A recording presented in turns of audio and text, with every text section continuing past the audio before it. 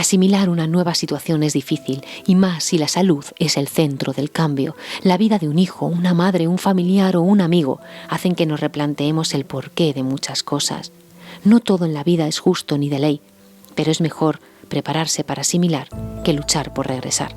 Comienzo a leer la segunda parte del segundo capítulo de Los ángeles tienen nombre.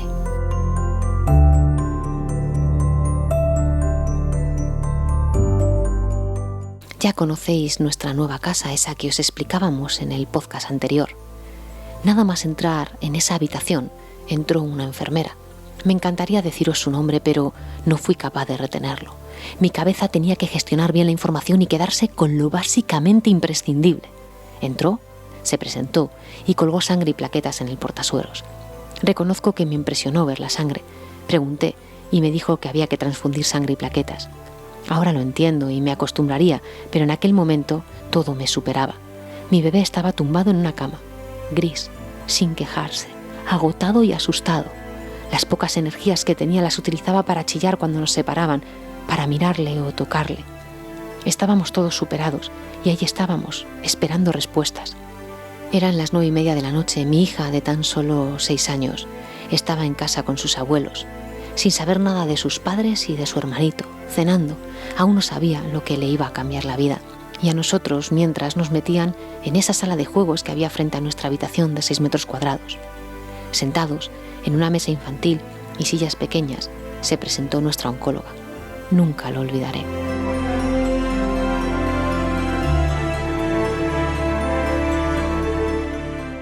Hola, buenas noches, soy vuestra hematóloga. Sabíamos perfectamente dónde estábamos y por qué, pero no dijo oncóloga.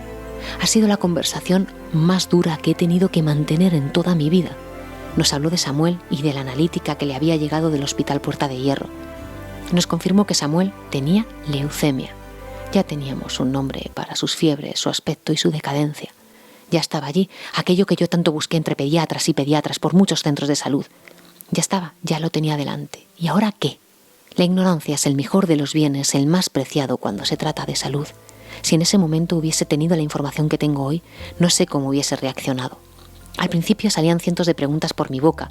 ¿Qué hice mal? ¿Le alimenté mal? ¿Le quité el pecho antes de tiempo?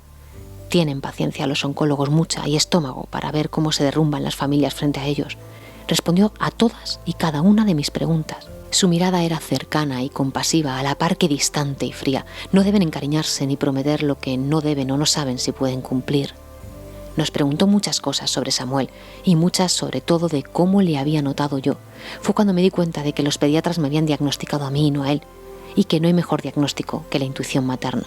Y así me lo recalcó. Sois únicos diagnosticando, no se extrañó de mis presentimientos. Tras una larga charla y dejarnos claro que no habíamos hecho nada mal, ni él ni nosotros, tuvo que hablarnos de estadísticas. Vamos, tuvimos que hablar de vida o muerte.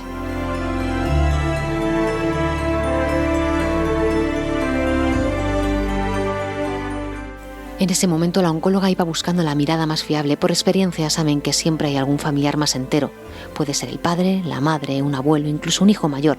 He conocido todos los casos, pero siempre hay uno que es el que gestiona la información más rápido. Buscó a mi marido. No lo encontró. Yo noté lo que buscaba, tampoco sé por qué, y le miré y le dije: doctora, a mí, explíqueme a mí, luego se lo cuento.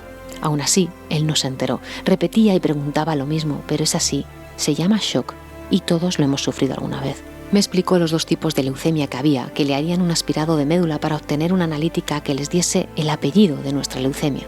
Y aprovechando la entrada a quirófano y la anestesia, le suministrarían la primera quimioterapia vía intratecal, que es una punción lumbar para introducir quimioterapia que alcance el líquido encefalorraquídeo y evitar que las células malignas alcancen el cerebro. Además, como se lo harían en la UCI porque no había libre un quirófano, le pondrían un PIC hasta que hubiese quirófano y un cirujano para poder ponerle el portacat, mientras ese sería el catéter a su vía central para poder ir suministrando los ciclos. A muchos la información nos resultará sencilla de leer, a mí también, pero en aquel momento no sabía por dónde empezar a preguntar, ni qué era más peligroso, ni qué dolía más, así que me limité a hacer una cosa: confiar en ellos y preguntarles las diferencias entre una leucemia y otra.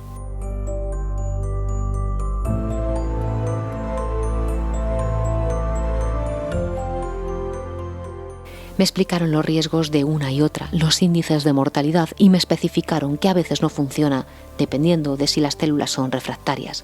Según responda a la quimioterapia, hay unos plazos para entrar en remisión y una de las dos leucemias es mucho más peligrosa que otra, con mayor índice de no superación. Pero en ambas el tratamiento es tan agresivo que a veces es el propio tratamiento, con sus pros y sus contras, los que se los lleva por delante. Pero no hay opción. Solo se puede luchar y confiar, y poco a poco te vas haciendo un experto de oncología, medicina, terminología, enfermero y sobre todo de su protección, que consiste en un buen aislamiento. Esa misma noche y tras esa conversación me tocaba empezar a asimilar. Me despedí de mi marido, él se marchó a casa, no sé muy bien cómo llegaría, él aún no había entrado en fase de asimilación, ya le explicaría todo en otro momento. Ahora tenía suficiente con llegar a casa y cuidar a nuestra hija. Nos abrazamos, pero no había consuelo. Y allí me quedé, en mi nueva cama, en mi nueva casa de 6 metros cuadrados, con mi bebé mirándome. Me sonrió, por primera vez en horas me sonrió. Ahora lo entiendo, la sangre le sentó bien, la hemoglobina estaba por los suelos, lo necesitaba. Me preguntó a su manera y con su lengua de trapo qué le pasaba. No me quise aventurar a explicárselo. Yo había pedido ya a un psicólogo para saber cómo hablarlo con mis hijos y vendría mañana. Le dije que estaba malito, pero que juntos y con muchas sonrisas mataríamos a los bichitos que tenía dentro.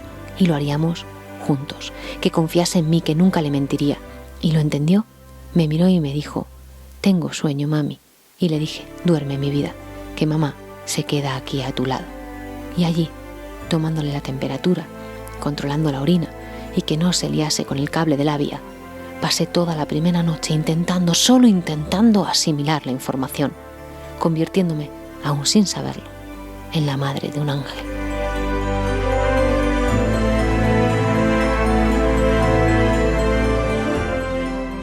La próxima semana siguiente entrega a las anteriores en mi blog www.rociobracero.com.